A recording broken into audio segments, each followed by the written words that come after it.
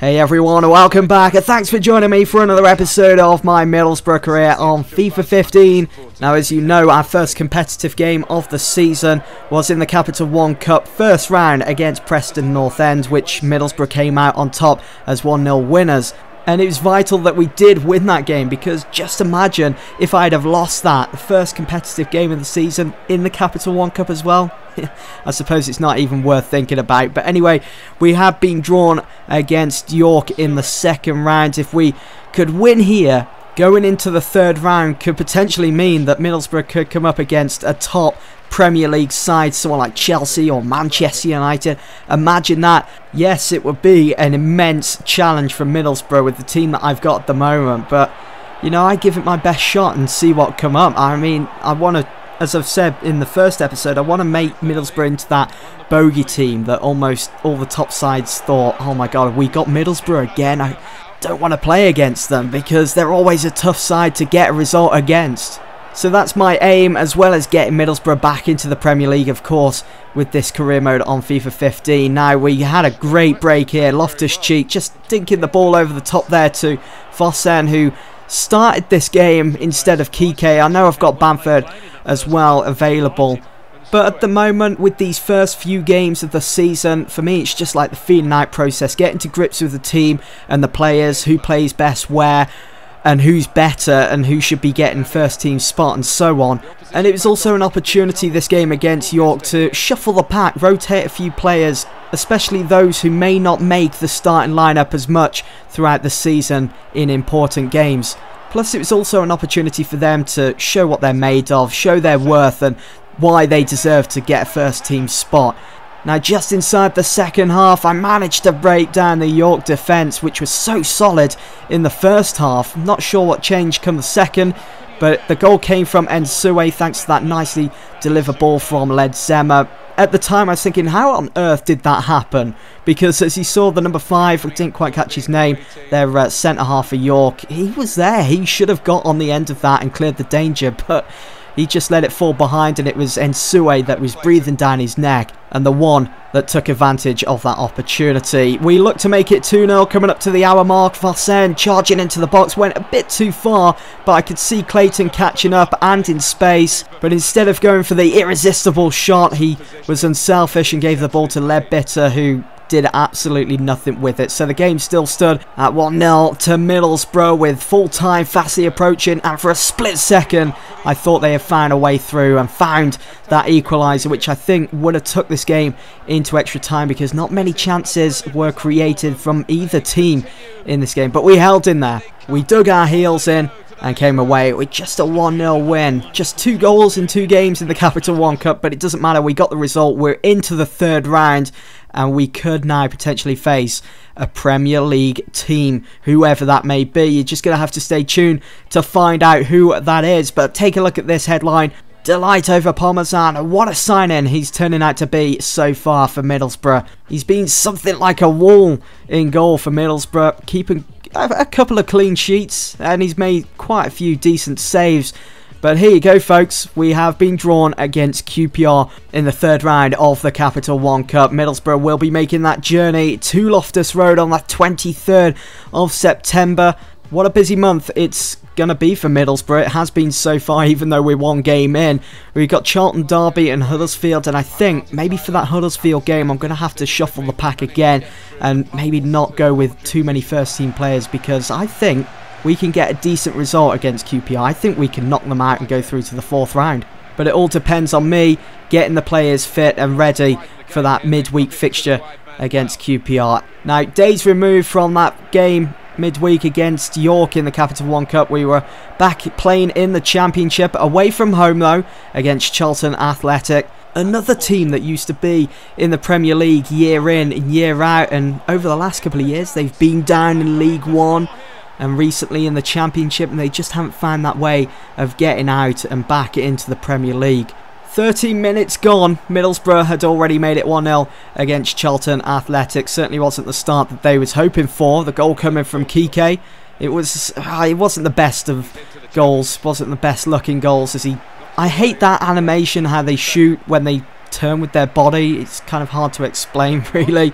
You just have to go back and watch that replay again. But I just hate seeing that on FIFA, that type of shot, because you rarely see shots like that in real life. And I hope they, in a way, get rid of that animation or that ability to like twist your body and shoot for FIFA 16 or future FIFAs.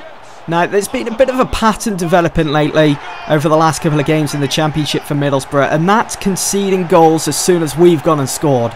We conceded again here against Charlton Athletic, 24 minutes gone. It's such a shame we couldn't have held on to that lead going in at half-time, but what a strike it was from Church as the ball rattled against the post. As it came back out on the rebound, it was Watt with the dive-in header as Parmesan was still getting back up to his feet. And he just finished up the attack, getting that equaliser. So it was game on from Charlton's point of view.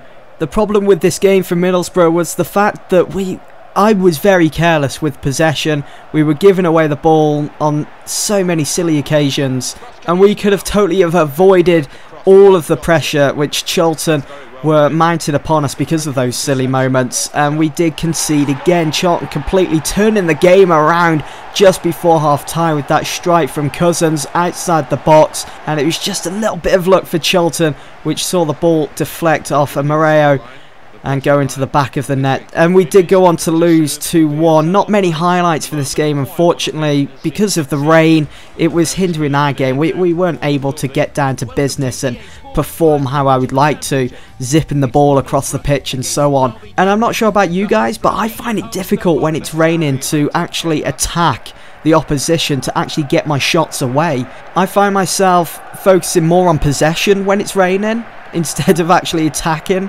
I don't know what it is. How about you guys? How do you go about business when it's raining? Let me know in the comments below. Our next game in the Championship was a big one. We were back at the Riverside to play against Steve McLaren's Derby County. You can see as well that Derby County decided to go with the same sort of formation that I put out for this game as well. So it was going to be a pretty even game, especially if both teams decided to play around each other's shape. Martin started this game up front for Derby, a player that I was looking at signing in the summer for Middlesbrough, and I was expecting him to pull out all the stops in this game, almost saying, this is what you missed out on in the summer. I could have been doing this for you at Middlesbrough. But no, you decided not to sign me in the end. And in a way, I'm kind of glad I didn't, because I can't believe he missed that opportunity. What should have been a simple header into the back of the net, he made an absolute mountain out of a molehill, putting it out into the crowd. The game still stood at 0-0, and he wasn't particularly having a good game. I thought going into this one before we kicked off, I thought he was going to have a fantastic game, getting a couple of goals, but it just wasn't to be. I did concede a free kick though in a dangerous position. Jonathan Woodgate going in with a nasty challenge and also receiving a yellow card for his trouble there. And it would be Martin to step up and take it, but instead of having a go, he steps over the ball, allowing Tom Ince to have a crack at goal instead. But the ball went sailing wide and into the crowd. And heading into half time, it was still 0-0 between these two teams. And Nsue, who got that winning goal against York with a great run down the right side, passed the ball to Kike, who's in space. I hit it first time, looking to break the deadlock. This game seriously needed a goal. It was an absolute rocket, but unfortunately it smacked against the post and went out of play. Kike in the second half though, surrounded by white shirts, hit the ball with such venom that Grant couldn't hold on to it. It pushed it up onto the crossbar, and the danger was cleared again by Derby.